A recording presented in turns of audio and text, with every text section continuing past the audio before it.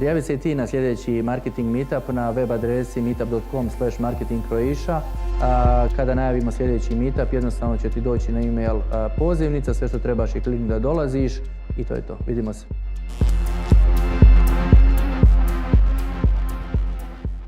Dobro večer svima. Dobrodošli na, evo moram priznati da sam jako ponosan i sretan na 100. marketing meetup.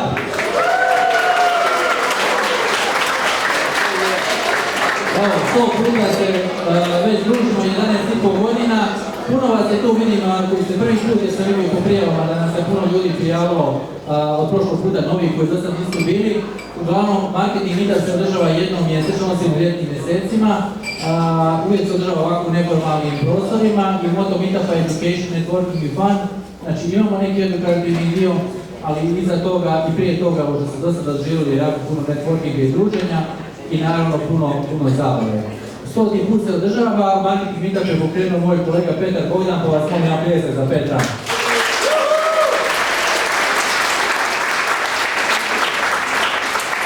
I onda mu je odlučio da mu je dosta se znojiti ovako pred ljudima, pa je to prebacio na mene i evo ja to organiziram već 7-8 godina. Marketing meetup je najveća grupa takve vrste u cijeloj regiji, imamo 7100 članova, zadnji put sam čak i zaboravio napomenuti da smo prošli magičnu brojku od 7000 članova, što nas čini uvjerljivo najvećom meetup grupom u cijeloj regiji. Meetupi se održavaju ovako u neformalnoj atmosferi i da bi se oni održali potrebni su nam sponzori.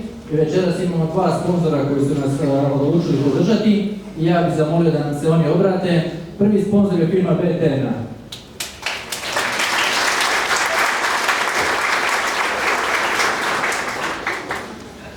Hvala svima. Evo ja sam Vid i stojim ovdje ispred BTN, meni je pripala ta čast, odnosno najkraća slamka. Ja ću vam kratko ispričati evo par minuta čime se mi bavimo, kasnije imamo tu naš stol pa se nadam da ćemo se družiti kasnije, kako su organizatori rekli više u neformalnom okruženju. BTN je firma koja ovdje postoji već 20 godina i više od toga, ne samo u Hrvatskoj nego i regiji, doduše pod drugim imenima i tako dalje.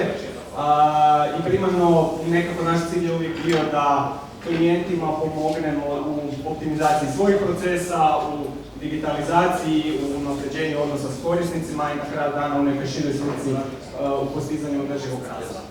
Da bi to napravili, mi u biti implementiramo digitalne tehnologije, primarno tu radimo sa Microsoftom i Clickom kao našim partnerima, tako da nudimo njihova rješenja. Najistaknutija su ERP rješenja, CRM rješenja, analitička rješenja, koja zapravo pomažu nam u ostvarivanju tih ciljeva s našim klijentima.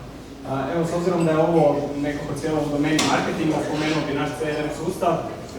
On je u biti sagrađen da ispuni 3 cilja. Jedno je da naši klijenti bolje mogu poznati svoje klijente, jedno je da mogu personalizirati svoju komunikaciju i zapravo da mogu unaprijediti te odnose koji svi znamo da su jako bitni. Evo, ne bi dalje duljio, ali spomenuo bi još jednu stvar, a to su ovi lekcije koje ste vjerojatno vidjeli negdje oko sebe, ako niste, postoji dobra šansa da sjedite jedno. Na letku se nalazi jedan QR kod, kad skenirate taj kod, odvešće vas do jednog upitnika i taj upitnik sadrži samo par pitanja, nema ništa strašno.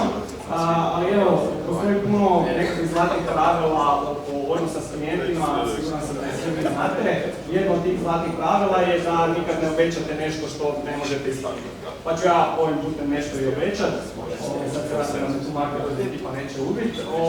Ali evo, za prvih 40 ljudi koji skenira taj kod i dođe poslije do našeg stola sa poštom da se ispuniti taj upitnik, dobit ćete i mali paket, ali naravno za sve ostale koji želite doći do nas, slobodno dođete nakon panela. Tako da evo, hvala i organizatorima što su nas primili ovdje, čestitamo stokom na marketing meetupu i nadam se da se vidimo nakon panela. Tako da hvala.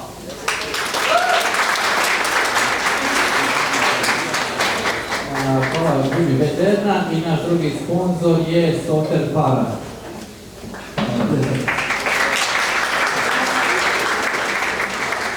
I mi smo za vas pripremili iznenađenje, povodom 100.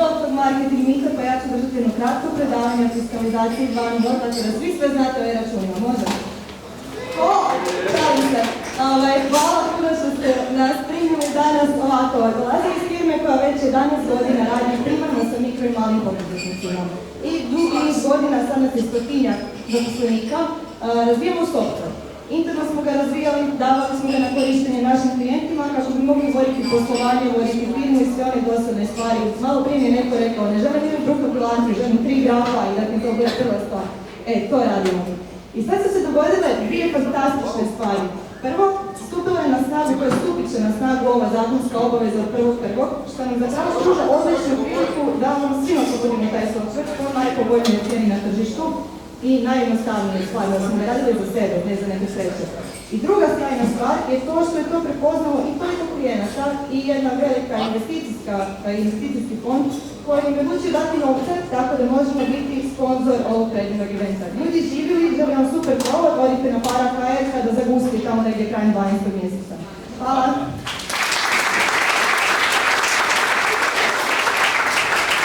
Hvala još jednom Peterni i Fari i još jednom poziv svim sponzorima, slobodno mi se javite pa ću vam ponuditi zapravo nekakve uvjete za sponzoriranje pa se onda čujemo. I za večeras je još nekoliko zahvala koje uvijek moram imati. Hvala vinariji Sofija koja je omogućila vrhunska vina za naše paneliste, tako da dragi panelisti nemojte otići bez vina, tu se iza nalaze, pokupite svoju bocu. Ove pjenuse također koje ste pili na ulazu ima još naravno boca. Sigurno zovite se, uzmite, popijte malo, također je omogućila vinarija Sofija, tako da živjela. Još je nekoliko zahvala firmi Goji Entertainment koja nam je omogućila audio zvučenje. Hvala Vespi koja nas još jednom ugostila i najava sljedeća 2 meetupa. Iznimno nećemo imati u 11. mjesecu, nego će taj meetup 101. biti 30 i 10. Znači već za 2 tjedna imamo sljedeće druženje jer jednostavno nismo mogli nikako u 11. mjesecu obaviti. Tema je sportski marketing. Odlična tema, odlična priča će biti, odlični panelisti, tako da nadam se ćete nam se pridružiti. I uvijek ona naša standardna božićni marketing meetup, 2.12. ove godine u utorak u Vespi, a onoj Vespi na Ratničkoj cesti je božićni marketing meetup. Tu također tražimo sponzore koji bi sponzorirali otvoreni šans, znači hranu i piće za sve sudionike, pa ako nas želi podržati slobodno neka mi se javi. I to je to što se mene tiče. Hvala vam ljudi na ovih 100 puta, neko je rekao da bi valjalo da smo stali na 99 kao Brozović, ali nećemo, nastavljamo nekako 100 puta i dalje, nema smisla napustiti ovakav projekt. Još jednom, pogružimo se kasnije, ja sam Ilija Brajković, a sad bih pozvao naše paneliste, odnosno našeg častovnog moderatora, pa evo gospodine Paviću, izvolite, otprilike sat vremena panela i nakon panela nekakvih 15 minuta pitanja iz publike, a nakon svega toga ostajemo još se družimo i to ima ga dosta. Uživajte.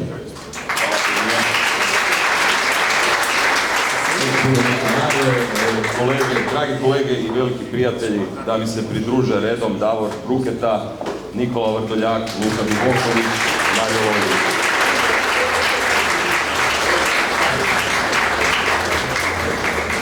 Mislim da ne treba posebno postavljati,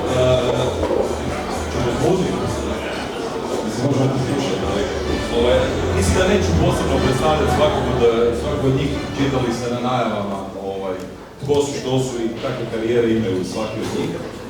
Ali moram iskreno reći da je bilo sad skoro došlo do malog incidenta, da smo mi skoro odustali od ovog panela, jer smo se pogledali i zaključili da tu nešto opasno ne štima.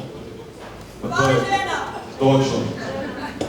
I onda smo odlučili ipak nastupiti pod jednim uvjetom, Ilija, da sljedeći meetup bude 5 žena za ovim stolom. Dogovorimo.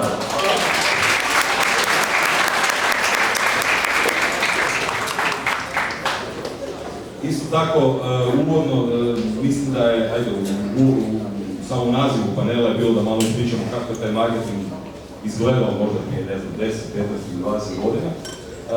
I nekako smo odlučili da ne govorimo samo o tim nekim starim dobrim vremenima, ta priča kad imaš dovoljno iskustva ili godine, nego da pokušamo to staviti u neki kontekst nečega što se događa danas. Danas živimo u vrijeme promjena, apsolutno, da je slično.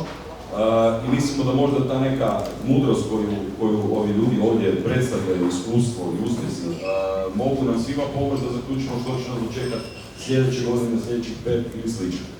Tako da evo, otvaram panel sa jednom samo konstatacijom ili možda čak i teorijom koja kaže da u tehnologiji, u razvoju tehnologije smo skloni uvijek napraviti dvije stvari. Kratkoročno precijeniti promjenu, a dugoročno je izvoditi to podcijeniti. I mi koji smo dugo u ovoj branši, se sjećamo tih vremena, ne znam, i prije Facebooka i slično, doista niko nije mogao zamisliti da će promjene biti toliko velike. I opet će se to isto dogoditi, ali evo, nadam se da će nam ova 4 mudra momka pomoći svima da pametnije procijenimo kako je to izgledalo nekad i da li iz tog možemo naučiti što će se dogoditi sutra. Ja bih krenuo s jednom možda, ne znam da li je metafora ili ne, Nikola će mi u tome pomoći. Mi se sjećamo dana kada je internetom vladao telekomski svijet. Telekomi su bili glavni. Netko ko ima poslovno iskustvo od 10, 15, 20 godina, sjetit će se da su oni bili glavni oglašivači, izgradili su tehnološki razvoj, bili su gatekeeper interneta, slično kao danas Google. Ali oni su možda donijeli neke krive odluke, inzistirali su da ostanu na, ne znam, SMS-u, ignorirali su WhatsApp, Messenger i slično. I danas su prisutni, ali ni približno važni kao Google. Danas vidimo, Nikola, da Google isto tako slične odluke mora donijeti. Pojavio se AI, Google ga implementira kod sebe, ali ako ga implementira do kraja, izgubit će dio prihoda na searchu i slično. Da li misliš da je to nešto usporedivo s onim što smo mi doživjeli u vrijeme Telekoma? Kako uopće gledaš na tu promjenu koju je donosio Google? Za početak, užasno je zanimljivo promatrati što se poslovno danas događa, stvarno je uzbudljivo u suštini. Rekao bih da ovo s Telekomima razumijem koju se paralele htio povući, ali na kraju mislim jednostavno internet ili ono što je kako WhatsApp šalje poruke dominantnije i pobjedilo bi u svakom slučaju. Tako da mislim da je tu bitka bila unaprijed odlučena. Kod Google-a i danas ono što gledamo o AI-u, mislim da još smo daleko od presude. I mislim da bi se, gledali smo mnoge poslovne utrke gdje su oni koji su bili vodeći maltene nestali i možda otvorili vrata svima ostalima, tako da se ne bi čudio da je neki od onih manjih LLM-ova danas bude neki veliki pobjednik.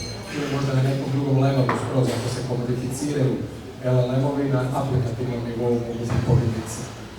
Google je zakasnio u ovom startu i bilo je zanimljivo gledati kako kompanija iz koje su gotovo svi koji vode danas konkurentske LLM-ove proizašli su iz Google.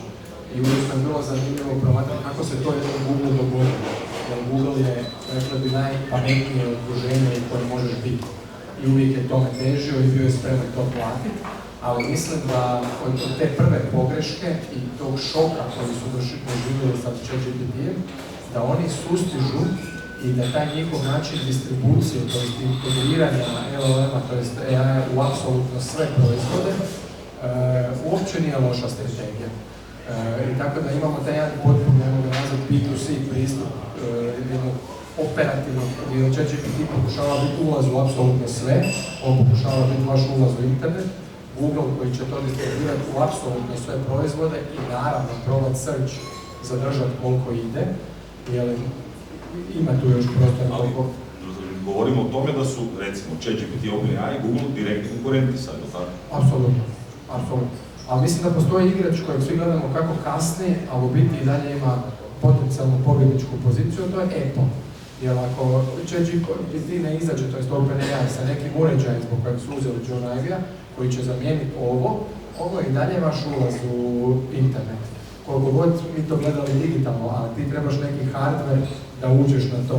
A da li će on dopustiti toj aplikaciji koju zovemo ChatGPT da bude tamo ili kako će s njom dogovoriti, ja bih rekao da je taj jedan lagani, neko ko malo kasni, još uvijek ima jako dobru poziciju. Tako da trebamo učiti iz prošlosti, ali isto tako ne trebamo prenaglo zaključiti da je to baš ta prošlost koju smo gledali. Ima se tu još šta za odigrati, kažeš. Ima se još šta za odigrati, da. Sad si me podsjetio sa mobitelom, Marija, tebi ću zamoliti za komentar. Ima još jedan pojam koji smo mi davno slušali, sigurno i neki od vas, zvao se konvergencija televizije. I bilo su puna usta industrije, znači svi smo pričali o konvergenciji televizije, pravili smo se pametni na ovakvim panelima, to prezentirali IT-evci, marketingaši. Konvergencija televizije trebala značiti tada da će se sve spojiti jedno, televizija će postati zapravo internet televizija, ali se to nije dogodilo toliko brzo. Mario, ti dolaziš iz brenda, radio si pri u velikim agencijama, sjećaš se tog vremena, ali da li mi danas, kada je jedan od buzzwordova ili bitnih pojmova Connected TV, kada vjerujem svi ovdje koji sjede imaju razne Netflixe, govorimo napokon o pravoj konvergenciji televizije, i da je mi na taj način kao marketingaši počnemo gledati i koristiti? Ajmo prvo malo pogledati unazad, evo ja kad se sjetim, ja sam tamo negdje prije 20 godina i počeo raditi u industriji kao mladi, nadobudni, manje više TV medija planer. Taj mladi dečko bi još i dan danas imao svoj posao i njegova znanja su i dan danas primjenjiva. Dakle, mislim da sam time zapravo dosta rekao. Mislim da se to TV tržište zapravo najmanje od svega promijenilo. Od nas je televizija uspjela zadržati nekakvu stabilnost i obraniti svoje nekakve pozicije, čak bi se usudio reći još uvijek donekle liderske pozicije unutar oglašivačkog kolača. Međutim, to je još za sada kod nas. Već recimo, ako gledamo šta se događa na nekim razvijenim tržištima, recimo mi u sklopu naše grupe imamo firmu koja je recimo ekvivalentna našem ledu u UK-u, zove se Bird's Eye. I sad recimo gledam njihove investicije. Njihove investicije se već dosta mijenjaju, prilagođavaju medijskom tržištu u UK-u. I onda recimo oni negdje otprilike pola budžeta medijskog usmjeravaju ka televiziji i onda negdje pola od toga ide u linearnu televiziju, a pola ide u razne vrste connected TV-a, video on demand i tako dalje. Kod nas je još uvijek ta linearna televizija jaka i imam osjećaj da će još neko vrijeme biti, a razloga je više. Pričali smo o tome, po meni trenutačno lideri na tržištu su iznimno jaki i paše im trenutačna pozicija. Ajmo biti iskreni, nama oglašivačima paše da je televizija toliko jaka da imamo medij kroz koji zapravo možemo ostvariti skoro pa apsolutno dosta. A ona i radi, jel? Apsolutno radi, da. Kad kažemo radi, mislimo oglašivački radi. Znači, investicija se vraća kroz neki očekivani povrat. Mi imamo čak podatke koji pokazuju da je televizija još uvijek ima najveći return on investment. Znači, takozvani ROI. Tako da, televizija činilo se da je ugrožena, da će digital preuzeti, međutim, razni su tu faktori, čak sam komentirao i kulturološki faktori. Dok, recimo, ovaj južni dio Europe je više nekako sklon linearnoj televiziji, jer još uvijek taj nekakav kolektivitet prevladava, ljudi žele sutra doći na posao i, ne znam, Bara želi sa svojom kolegicom s posla iskomentirati baš šta se jučer desilo u Turskoj Sokotori. Tako da, ima tu raznih razloga, ali evo, televizija je žilava i ne da se. Čekaj, to moramo provjeriti, ako se brzinski ćemo jednu anketu baciti, znači linearna televizija, to je RTL, HRT, upališ daljinski i gledaš, sad to na definicijama, i gledaš nešto na toj televiziji ili nekom drugi kanal. Connected TV je Netflix, YouTube gledam na televiziji, bilo kakvu drugu aplikaciju, ne znam, HBO, Max i slično. Mogu li vas pitati, evo vas koji su u audijensu, u zadnjih 2 dana, neka digne ruku netko koji je gledao linearnu televiziju. Bilo što, može biti sport, dnevnik. Jel ti to paše da koju statistiku? Ja sam se čak zabrinuo da će biti manje, mislim da ovaj target nije reprezentativan. Treba uvijek se malo odmaknuti od našeg pogleda i vidjeti kako razmišlja prosječna Bara iz Pušćevista. Jel ona je kupac isto kao... Apsolutno. Mislim, postoji jedna vrlo zanimljiva stvar, evo malo ću opet teoretizirati, ali mislim da u našem poslu, pogotovo ako dolazimo iz pozicije starih iskusnih i nekima mlađima treba se vraćati na teoriju, pa evo, vratit ćemo se do 1970. i daleke godine. Tamo u Kanadi je živio pametan čovjek, zvao se Marshall McLuhan i on je teoretičar medija, on je rekao jednu zanimljivu stvar, da nijedan medij nikad neće nestati. Drugi medij, novi medij će samo za malo njega smanjiti, neki će ga staviti u neki kut, promijeniti funkciju, ali medij neće nikad nestati. Dobar primjer toga je radio, još koji primjer toga je teletekst, svašta se dogodilo, ali medij nije nestao. Luka, ti radiš u medijima s ove kreativne strane, razmišljaš stalno o komunikaciji. Je li ovo malo pretjerana definicija? Je li doista moguće da ljudski um može neograničeno puno medija konzumirati i da koliko god društvenih mreža i aplikacija i televizijskih oblika se stvori da ćemo i dalje sve to mi konzumirati? A prosti zavod, još uvijek se koriste kamene ploče iskucane sa rimskom kapitalom, posebno na miru.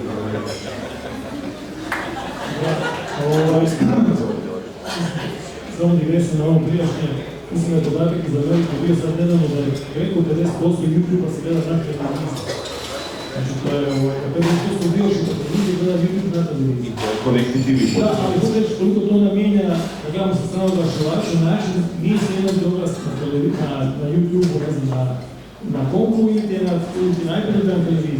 Molim to ono to komentiraj, da li slovno se uključite, da li vi kad promišljate o kreativnim rješenjima, da li je to faktor? Da li je faktor da ti znaš da će tvoja komunikacija, hvali je TVC ili nekako drugačije, biti na TV uređaju ili će ga konzumirati na telefonu? Je li to faktor u promišljanju kreativne? Je, samo da se vratimo i na ovaj dio pitanja prvoga, činjenica je ovo, znači da jedan novi medij nije na neki način izbrisao stvari, ali onda se ovdje prvenstveno radi da li zahtjeva promjenu ponašanja, ne.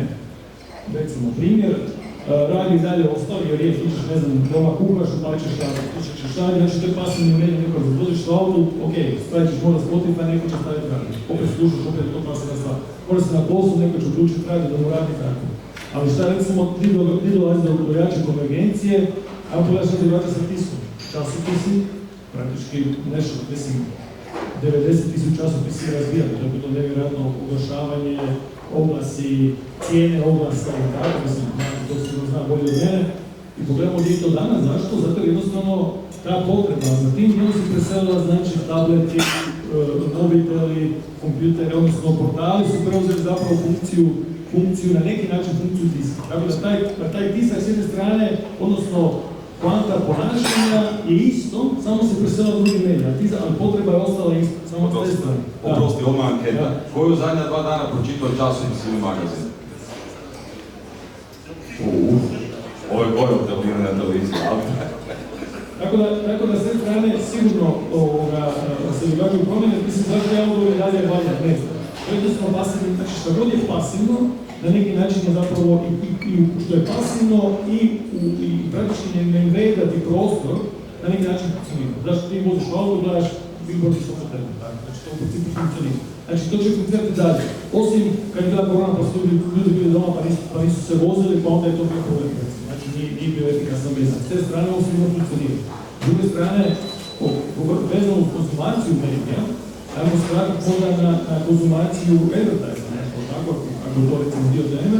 Mislim, postoji podatak, ali to je sad, taj podatak je onako dosta čudnovat, da su ljudi dnevno izloženi između 4 do 10.000 tako se procjene oglašivačkih sporuka. To je ciljno precijenjena brojka, ona kola sigurno negdje u našim krugovima. Realnost je negdje da se ti izloženi otprilike negdje između 250 i 300 oglasa dnevno, koje otprilike kako ili tako možeš otprilike pogledati ili si donekle su ti bilo nekako bilo. Znači ne u smislu da je sve što je bilo potrebno, na nekoj razini što si donekle recimo mogu biti izložen, a da se to mogu i primijeti.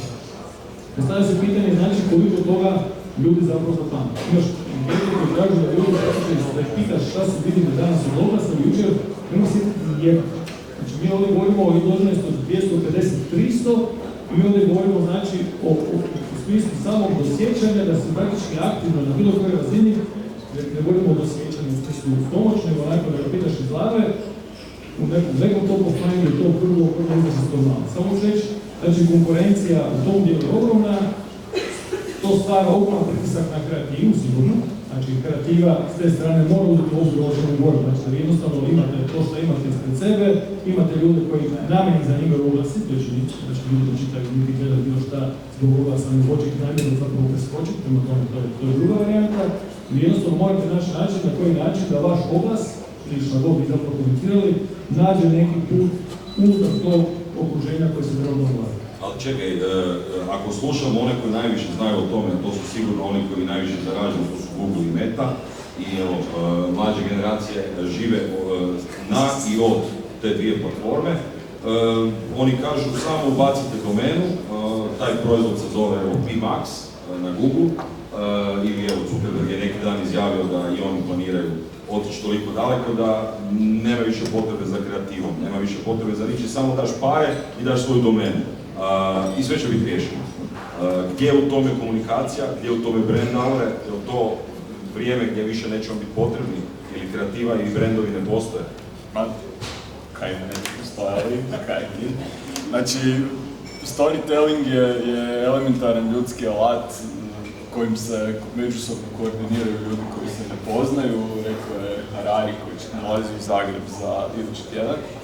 I to je tako bilo od uvijek, bit će i dalje. Storytelling je naš ključan, evolucijom podaren alat za preživljavanje. I jedan oblik tog storytellinga se zove brand. Brand je nekakav shortcut u odlučivanju, ti dnevno moraš donijeti desetke odluka o kupnji i korištenju, nemaš vremena analizirati svaki te proizvod ili uslugu. Brand ti je neki mentalni shortcut da ti pomogne da se uopće snađeš u svemu što ti se nudi. I on neće nestati.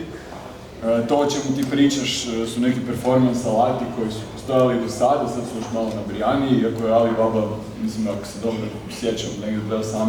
2019. takav isti alat pokazao u Cannesu. To ima naravno u tom funnelu neku svoju ulogu, malo brendovima totalno scary da prepuste se Meti ili barem ozbiljnim brendovima, da prepuste svoj brand i svoj storytelling Meti ili Google. I to sigurno će raditi samo za vrlo specifične namjene, a storytelling u rukama brendova je ključan alat i ostaće u kontroli vlasnika tih brendova. Znači jedno je ako si ti frizeraj ili apartman na moru, pa jebi ga nemaš, pa ćeš se predati u ruke velike globalne korporacije, veliki brendovi to sigurno neće raditi. Gledao sam prošli tjedan, čini mi se u četvrtak, je Institute of Practitioners in Advertising i System One Research su izašli sa najavom jednog velikog istraživanja koje su radili zajedno sa WPP-em, gdje tvrde da su dokazali da nekako dva glavna kanala za brand storytelling ostaje televizijski spot i bez obzira na kojem obliku televizije, da li je to linearna televizija, da li je to CTV. I ono što je novost, a to je da su uspjeli dokazati da su content kreatori drugi ili jednako važan kanal za izgradnju brendova. Ono što sa napomenom da je problem, izazov sa content kreatorima, da jako ovisi o dve stvari. Jedno je kvaliteta kreative i o tome će ovisiti efikasnost toga što rade content kreatori. Namjerno ne kažem influenceri uvaljuju neku robu, content kreatori kreiraju sadržaj koji može izgraditi brand. Znači, dosta je volatilan rezultat koji content kreatori postižu. Drugi je problem da brendovi ne znaju se razgovarati sa content kreatorima, pa idu u dve krajnosti ili pokušavaju kontrolirati njihov content na način kao da je to televizijska reklama, što naravno content kreatori ne pristaju na to i ne mogu uopće očekivati da neko tako nešto radi. Ili drugi pristup je da naprosto im puste da rade šta hoće i opet ne kontroliraju nekakav narativ koji je vezan uz njihov brand. Ono s čime ćemo se mi baviti u budućnosti, osim što ćemo i dalje raditi... Mi kao kreativne agencije. Znači, osim što ćemo i dalje pričati priče na razne načine, čini se i kroz televizijski spot, izašao je isto prošli tjedan od britanskog IAB-a, oni su napravili neki research, mislim da su na 300 vodećih ljudi iz industrije intervjuirali, gdje su ih pitali šta misle koji će biti glavni kanali komunikacije 2030 i nekako ta televizija i dalje ostaje kao glavni brand building kanal, isto tako su se spominjali content kreatori. Ono što ćemo mi i dalje raditi je pričat ćemo priče na razne načine. Taj način može biti televizijski spot i da ja trčim prek trga Bana Jelačića gol i Bog zna kaj sve ne. Ali između ostaloga radit ćemo te neke manuale za content kreatore gdje ćemo pronalaziti način gdje ćemo pričati priču o brendu, a onda će content kreator će ju interpretirati na svoj način, kao što će umjetna inteligencija na tom tvojem PMX-u isto tako interpretirati unutar određenih okvira, ali veliki brendovi neće pristati na to da je performance jedini kriterij po kojem se radi oglas, jer nekad to može otići jako krivo. Nikola to brani poziciju iz koje proizlazi ili je tako, mi koji smo iz digitalnog narasli i odrasli, jel se slažeš s tim? Složit ću se odmah s tvrdnjom da su brendovi važni, da će to ostati, ali bi počeo korak nazad kad se spomenuo jednog teoretičara, se odmaknemo, kad govorimo o medijima, mi govorimo na jedan način marketinški, kad teoretičari govore, kad razmišljate o stvarnosti koju živite, ona je posredovana. Znači, ako gledate vaši roditelji ili bake i djedovi su imali puno manje posredovanu stvarnost. U prevodu većinu njihovih komunikacija s drugim ljudskim bićima su bile direktne, a mali dio je bio kroz nešto posredovano. Danas je većina vaše stvarnosti posredovana. Od mobitela, pa televizije, običnog telefona. Znači, moja komunikacija s mojim sinom je 100% posredovana. Ne, točno to. Sad, znate da svaki medij, sad ne morate razmišljati na ovaj marketinški način, definira je i message. Znači, ako vam neko pošalje SMS ili WhatsApp, SMS je puno ozbiljniji, nešto je važno. Znači, on u sebi nosi neku poruku, apsolutno svaki medij. Što znači, naša stvarnost postaje dramatično više posredovana. Sad, internet tu igra neku ulogu metamedija. Znači, što vi kažete, televizija će ostati. Televizija, ako podijelimo na kontent i kanal distribucije, je jedan od kanala distribucije za video kontent, ali sve to dolazi kroz neki internet. Danas kad imaš Max TV, on je na internetu u suštini. Znači, medij je tu opet prvo internet, a onda neka kutija u tvojoj sobi. A sad tvoj video koji napraviš će ići kroz različite kutije, manje, veće, ovakve, onakve. Što gledam ako gledam Netflix na mobitelu? To ću reći, treba odmaknuti se još jedan korak nazad. A naša današnja stvarnost je da imamo ogroman oversupply kontenta. I sad internet je donio taj marginalni trošak nula, da se ne gledamo, ali ogroman supply kontenta i vi više to ne možete sve progutati, imate previše kontenta, imate newslettera 100 nepročitanih, imate 2 maila koji služe da nešto pošaljete, 16 filmova čeka na Netflixu, imate anksioznost od svog sadržaja koji ste htjeli pročitati, a ne možete i čekate da vas neko isključi vikendom i to će postati jedna bitna stvar. A sa AI će se to povećati puta 100. Znači u tom ogromnom supply-u brand ili skraćenica do nečega da bi vi mogli donijeti odluku postaje važnija nego ikad. Sad se zakucao, znači slažemo se s ovim što je. Luka, ti si na toj strani isto. Apsolutno. Mislim, Luka je protiv. Ima neko ko je protiv. Scott Galloway iz NLU-a kaže, izašli smo iz doba brenda, ušli smo u doba proizvoda. Sve se radi o experience-u, ne možeš više imati nekakav srednje dobri proizvod, samo kad fino zapakirati, iskomunicirati. Danas su potrošači fokusirani na funkcionalnosti, na experience i slično. Je li to sad u skladu s ovim što ste govorili ili smatrate da je pretjerana teza da i dalje brend taj koji pobjeđuje? Kogod se može pokušati. Sorry.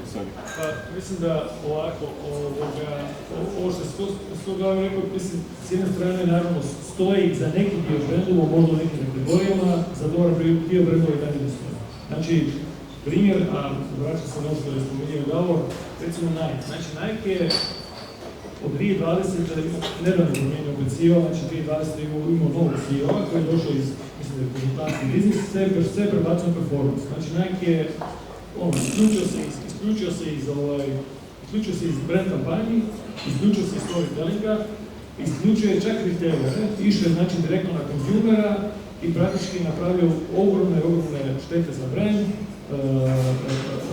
znači za potrošače, jednostavno Nike se nije događao ništa, ovi drugi brandovi su iskoristili prostor, ušli u taj prostor koji Nike svoje vodno zapravo napustio, osporio okove, uči su tu i oni, ne znam, i Holka i kogode se ušao unutra i napravili su ogromne posle. Sad se Nike vadi zadnjih godina, što mislim da nedavno došao novi CEO upravo koji vraća nazad praktički.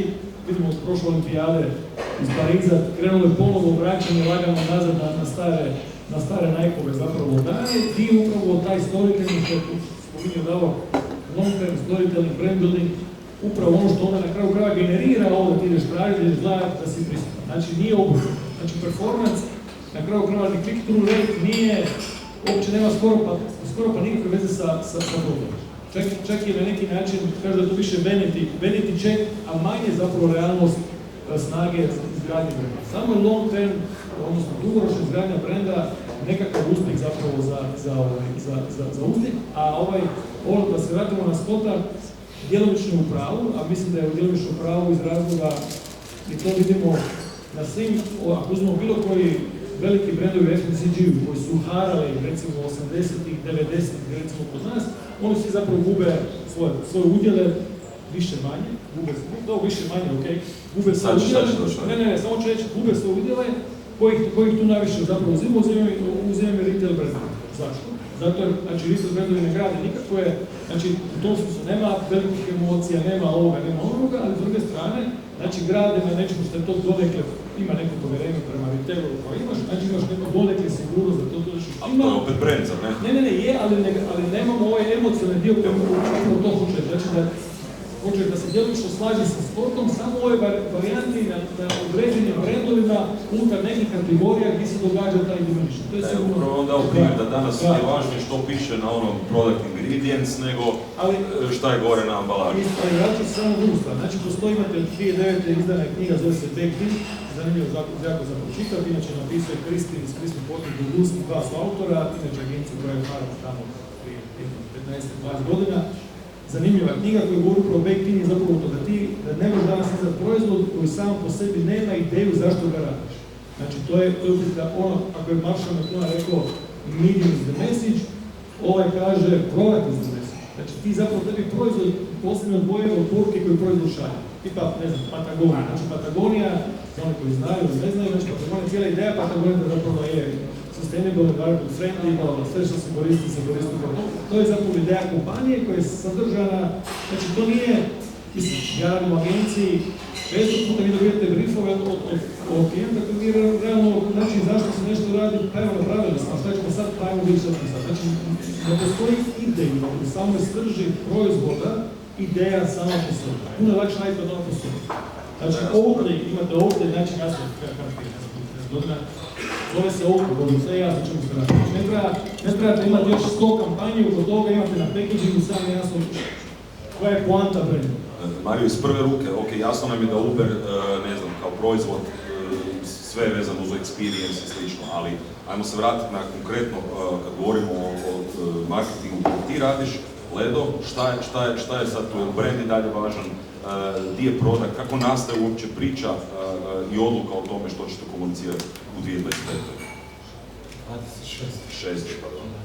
Pa evo, ja ću isto malo pokušati potaknuti interakciju. Koliko ljudi ovdje je čulo za Ledo Medo? Ledo Medo? Dobri ste, ajde, dobri ste. I šta onda reći o spazi brenda? Dakle, brand nije samo ono što mi mislimo, brand je puno toga. Recimo, mi smo jako prepoznali baš snagu te naše, ajmo reći, maskote i još više ćemo eksploatirati. Mislim da radimo to pametno, jer ne možemo reći da se možemo osloniti samo na proizvod, jer u marketingu dokazano je da emocija prodaje više nego nekakvi racionalni argumenti. I tu zapravo dolazi taj brand. Mi se moramo natjecati s ovima koji su povoljniji, koji imaju priznati ok proizvod, a ipak želimo da ljudi kupe naš proizvod. Ali ono što je definitivno točno je da se zapravo sve mediji, nekako taj medijski prostor se demokratizirao. Svaka šuša danas može putem društvenih medija iznijeti svoje mišljenje i taj nekakav shift snage sa nas kao velike firme, oglašivača, ka potrošačima koji imaju sve veću moć, se definitivno dešava. I recimo jedan nezadovoljni potrošač danas može nama napraviti ogromnu štetu, makar on izmislio svoje nezadovoljstvo. A prije 30 ili 40 godina šta je mogao? Pisati neka pisamca i žaliti se upravi odgodu. Dakle, neke stvari se mijenjaju, ali po meni brand u nekim kategorijama naša svakako je ta. I dalje nam je glavni odgovor. Davor, s tobom jedna anketa. Od silnih nagrada koji ste kao agencija, to govorim primarno o internacionalnim, dobili i ti osobno što si bio u žirima, da li vidiš neku promjenu, recimo prije 10 godina i danas, po kojim parametrima se donosi odluka, ima li promjenu u tome što je najbolji rad ili kome dati neko zlato ili neko glava? Pa gledaj, mi mislim, advertising industrija pada u razne modne trendove, nažalost.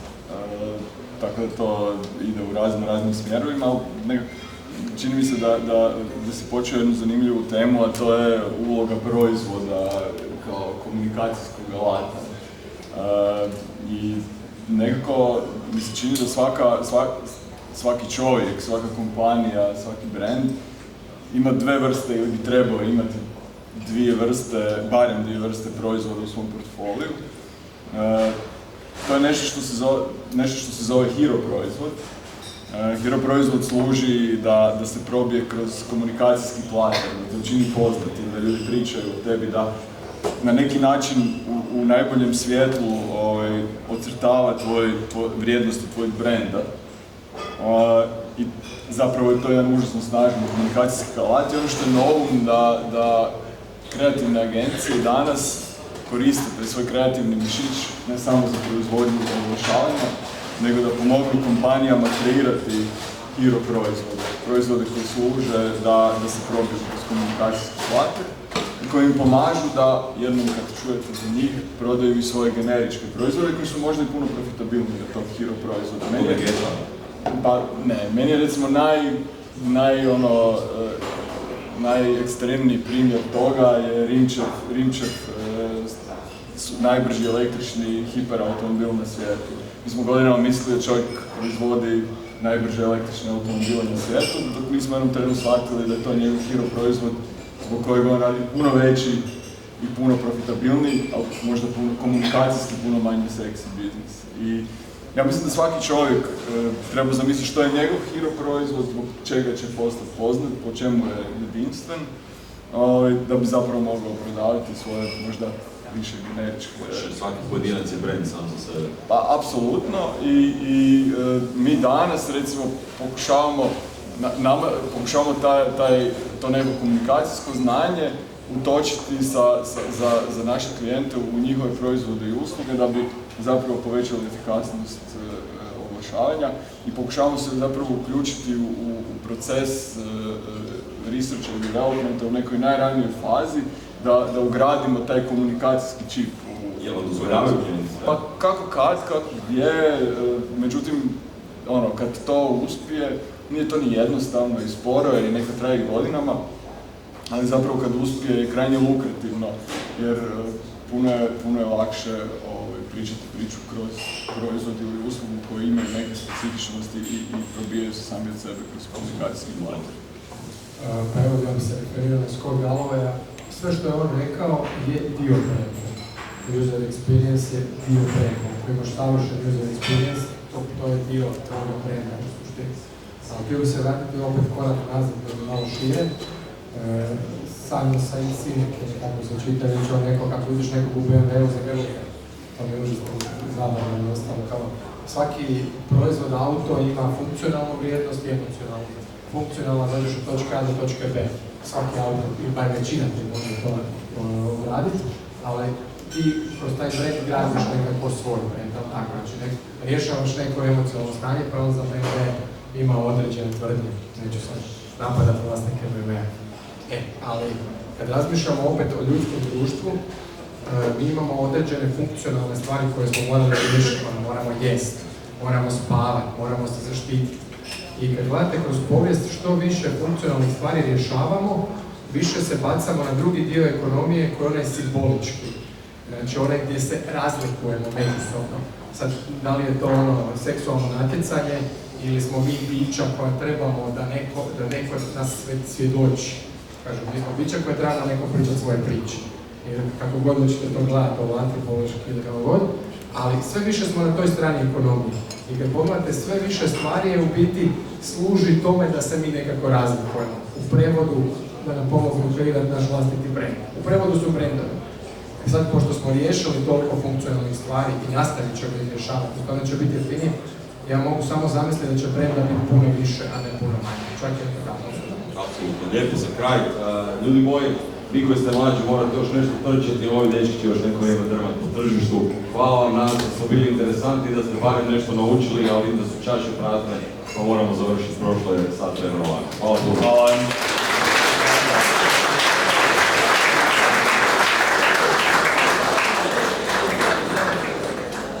Ne znam, organizatori pitaju pitanja, ima li, nema, Ilija, šta ćemo?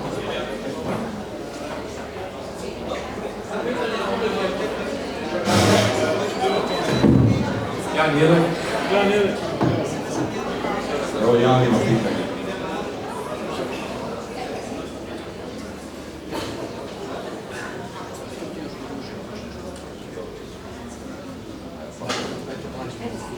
Jan, mogu neko mlađe? Ja ću prvi, pa neko mlađe na mene. Dečki, bili ste super, dva pitanja.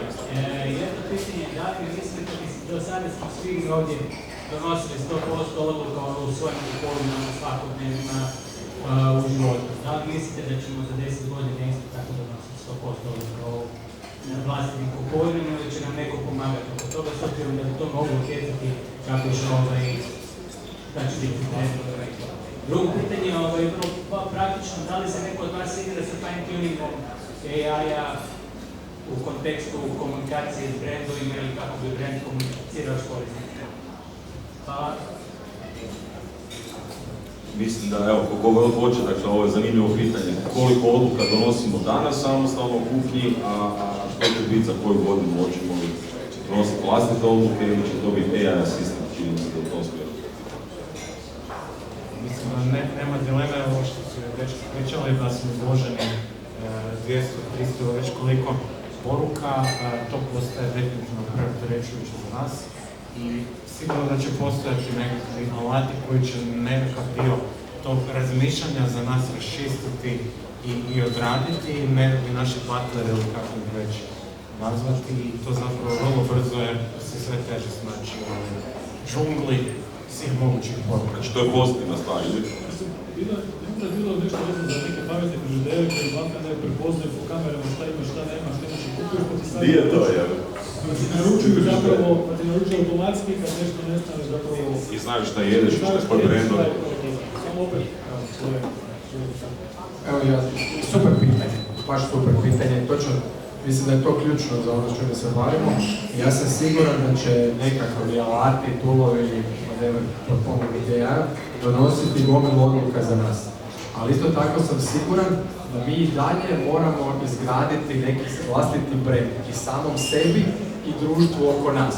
Ako će ljudi opstati i ako će stvari funkcionirati tako da ćemo se prokreirati, onda ćemo graditi i brandove od sebe i ako ništa morat ćemo tom alatu davati upute kakvi želimo biti i to će se stalno mijenjati. Tako da opet ćemo, ako ćemo postojati, sudjelovat ćemo odlukama.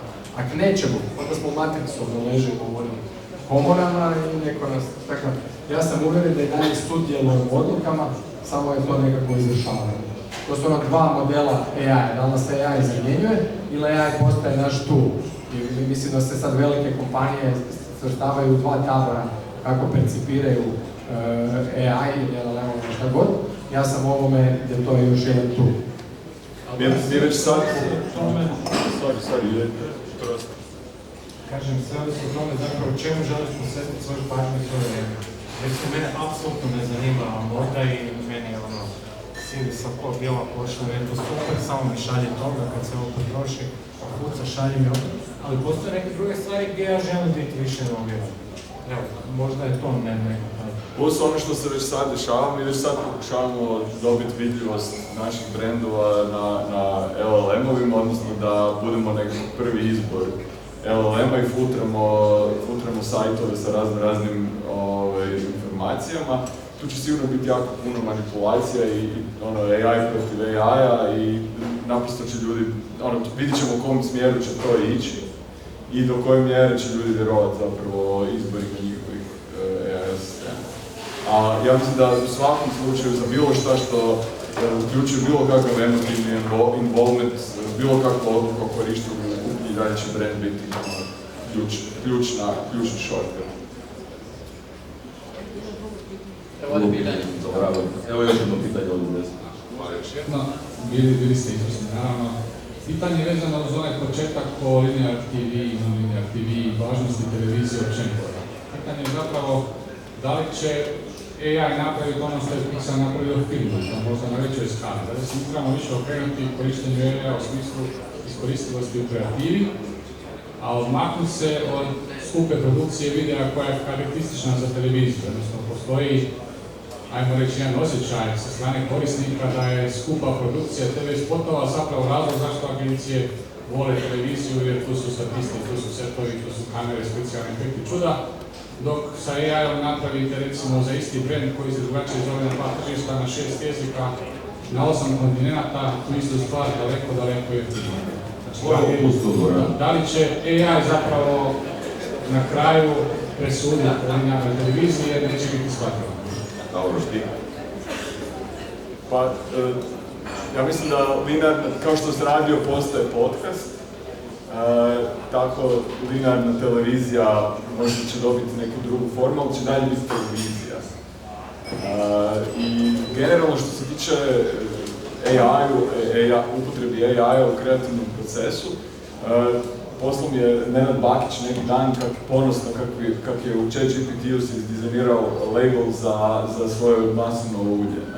To je jedan korektno odrađeni label za maslinovo ulje, ali sad kad je to svima dostupno za 0 novaca ili nešto sitno novaca, tog trena to prestaje biti interesantno, je dostupno svima.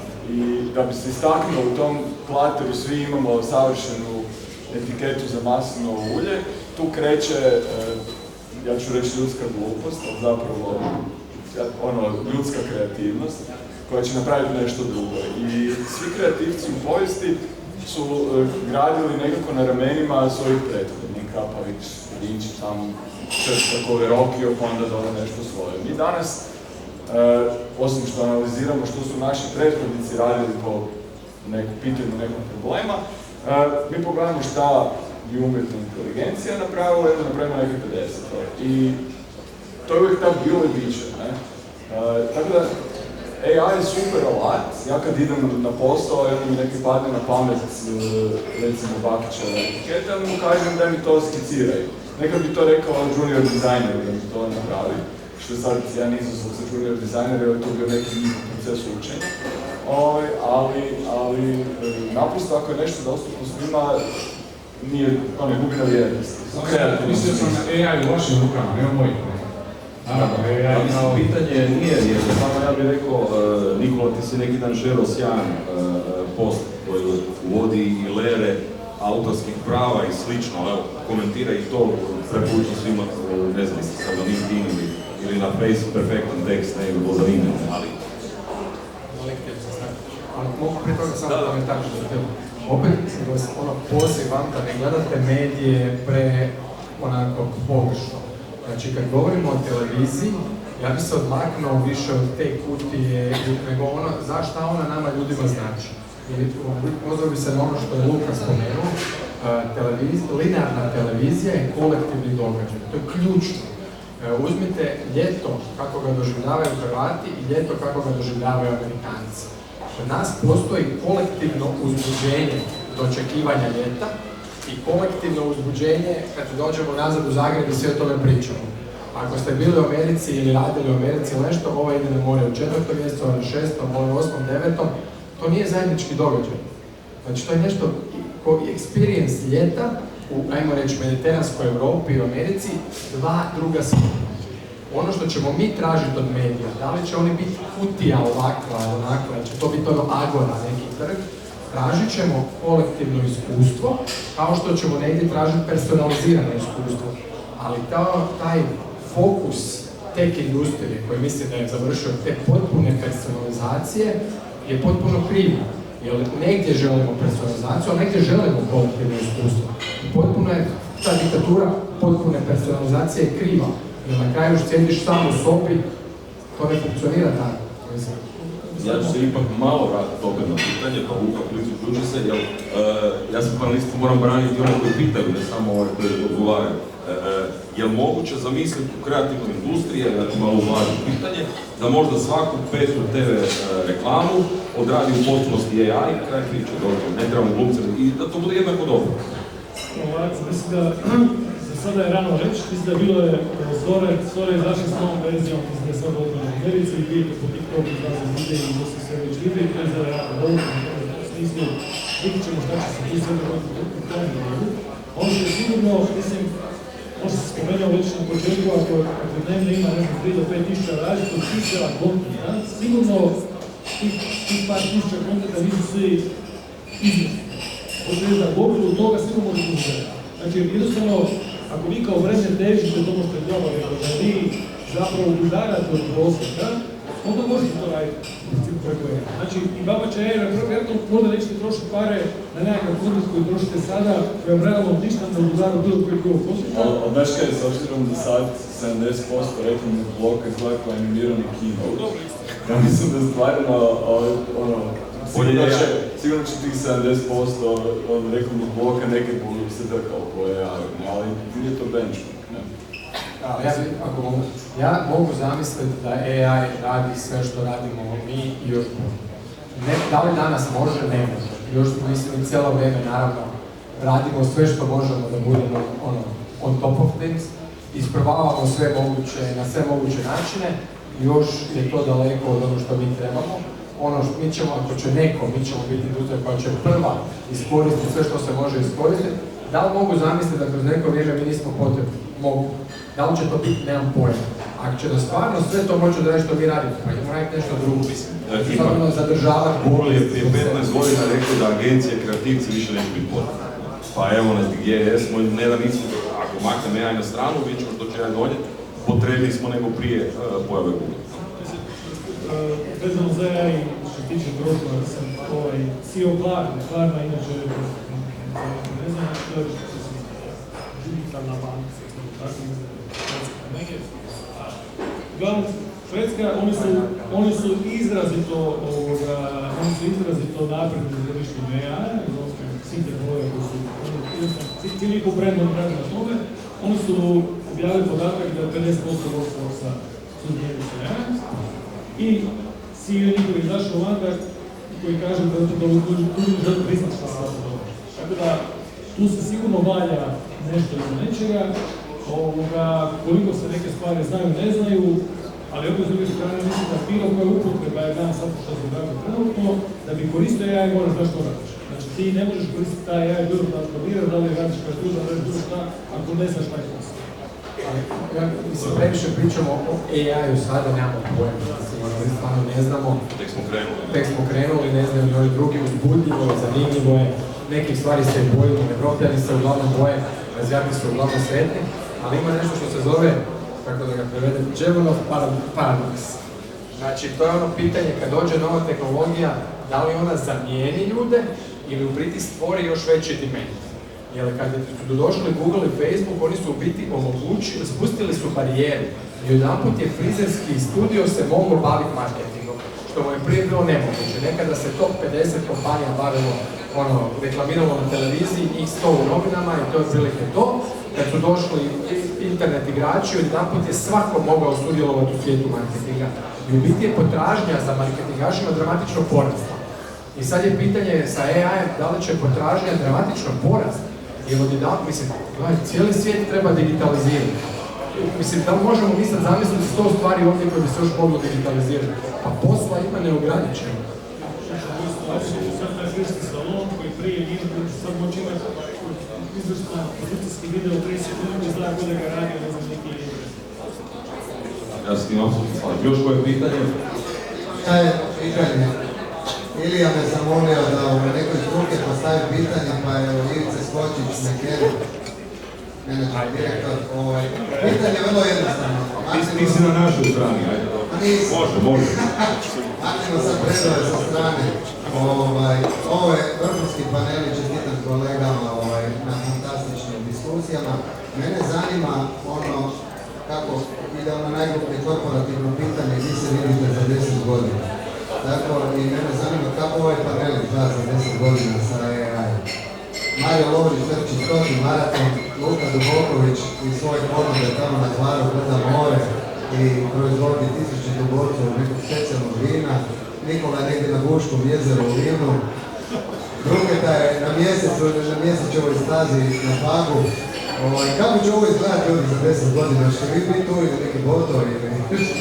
Šta će ovdje biti? Pa ja se nadam da ću raditi proizvod, da ću dizajnirati proizvode i usluge za velike brendove, da će mi to biti primarni posao.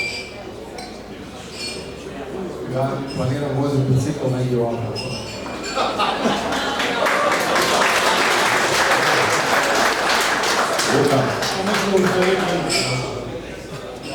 Ali imaš ti viziju.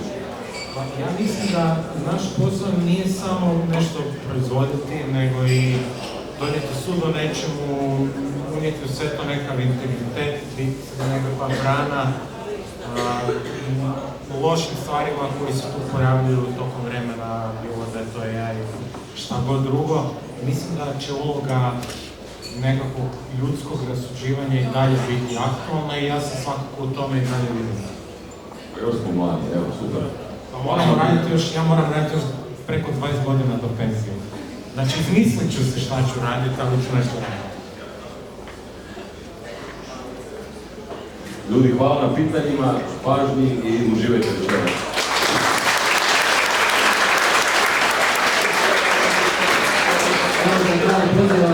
Ostanite, popijte još jednom pola pića. Vidimo se 30.10. Hvala našim panelistima, hvala našim sponsorima. 5 žena tada. Biće, definitivno ćemo nešto srediti, tako da uživajte i ovdje su nagrade za ove koji su potpuno i od Uživajte!